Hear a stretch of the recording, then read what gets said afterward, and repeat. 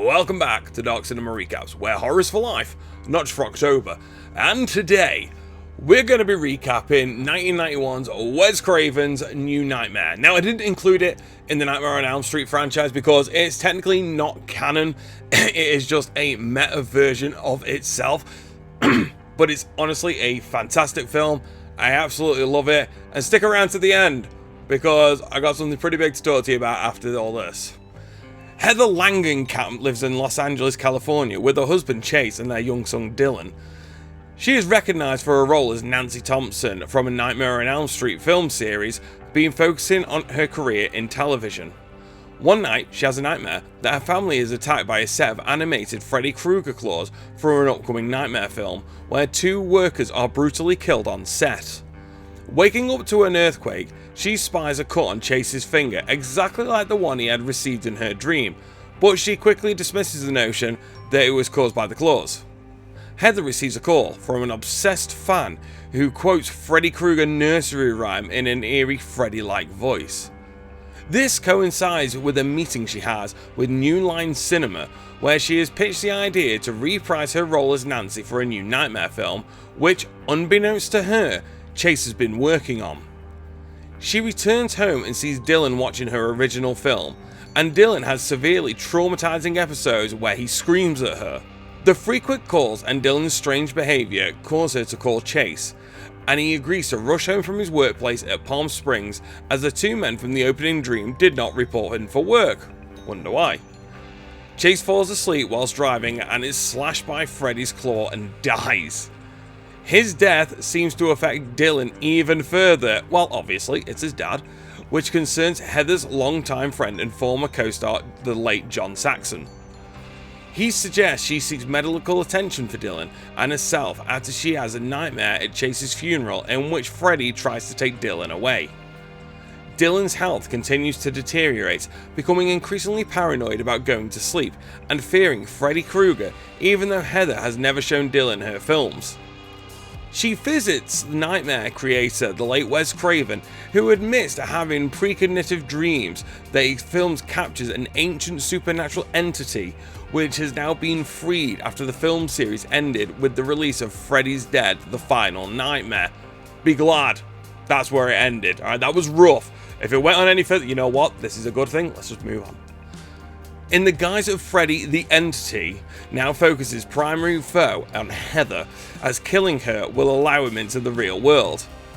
Robert Englund, who portrayed Freddy in the films, also has a strange knowledge of it, describing the new Freddy to Heather, then disappearing from all contact shortly thereafter. Following another earthquake, Heather takes a traumatized Dylan to the hospital, where Dr. Heifner, suspecting abuse, suggests he remain under observation. Heather returns home for Dylan's stuffed dinosaur, while his babysitter Julie tries to unsuccessfully keep the nurses from sedating the sleep-deprived boy. After Dylan falls asleep from the sedative, Freddy brutally kills Julie in Dylan's dream. Dude, by far, best kill in the movie.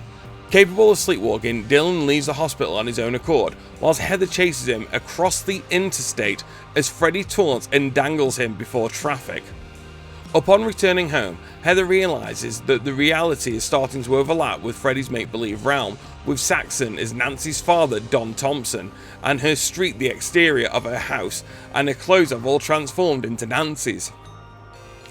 When Heather embraces Nancy's role, Freddy emerges completely into reality and abducts Dylan into his world. Heather finds a trail of Dylan's sleeping pills and follows him to a hellish construct of Freddy's boiler room. Freddy fights off Heather and chases Dylan into a furnace.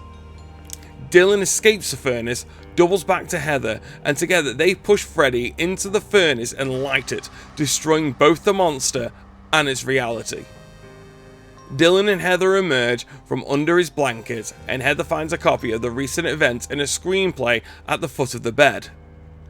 Inside is a written thanks from Wes for defeating Freddy and playing Nancy one more time. Her victory helps imprison the entity of the film franchise's fictitious world once more. Dylan asks if it's a story, and Heather agrees before opening the script and reading from its pages.